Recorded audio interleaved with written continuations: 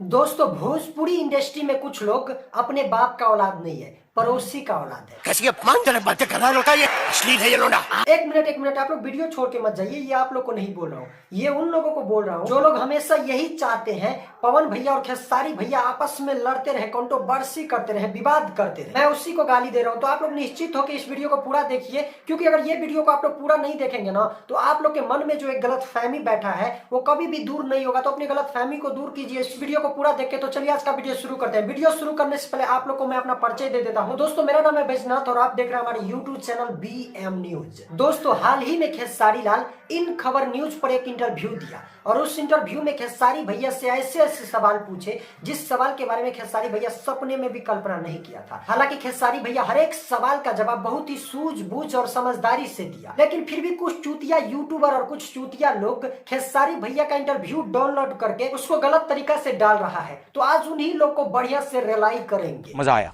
भोजपुरी में जो लगातार अश्लीलता फैल रहा है, इस पर भी खेसारी भैया से सवाल पूछा। खेसारी भैया को बोला आप इस मंच पे मुझसे वादा कीजिए भोजपुरी में जो लगातार अश्लीलता फैल रहा है उसको आप रोकने की प्रयास करेंगे, भोजपुरी को अश्लील नहीं होने देंगे। तो इस सवाल पर भी खेसारी भैया बहुत ही समझदारी से जवाब देते हुए ये बोला, देखिए भोजपुरी में हजारों लाखों सिंगर है, एक्टर है, तो मैं सबके घर पे पंचायती करने तो नहीं जाऊंगा कि आप अश्लील गाना छोड़ दीजिए, अश्लील मत गाइए, इससे भोजपुरी गंदा होता है। मैं वादा कर सकता हूँ मैं अश्लील नहीं गाऊंगा, मैं अश्लीलता नहीं फैलाऊंगा, मुझसे जितना होगा उतना भोजपुरी को अश्लील होने से रोक सकता हूं, लेकिन मैं सबका ठेका नहीं ले सकता हूं। तो भैया खेसारी लाल का भी कहना सही है, लोग अपना ठेका ले सकता है, क्योंकि आजकल जितना बुरा गाली नहीं लगता उससे कई गुना बुरा ज्ञान लगता है। और खेसारी भैया ये भी बोला, ये गलत बात है, लोग भोजपुरी को अश्लील बोलता है, भोजपुरी भाषा को गलत बोलता है। भोजपुरी कभी भी अश्लील न था, न है, न आगे होगा, लेकिन 4-5 दोगले लोग आके भोजपुरी में अश्लील फैलाता है, उसके बाद बोलता है भोजपुरी अश्लील हो गया, भोजपुरी में अश्लीलता फैल रहा है। भाई पहले तुम तो सुधर जाओ, उसके बाद दूसरे को सुधारना। उसके बाद सबसे बड़ा सवाल खेसारी लाल से ये पूछा,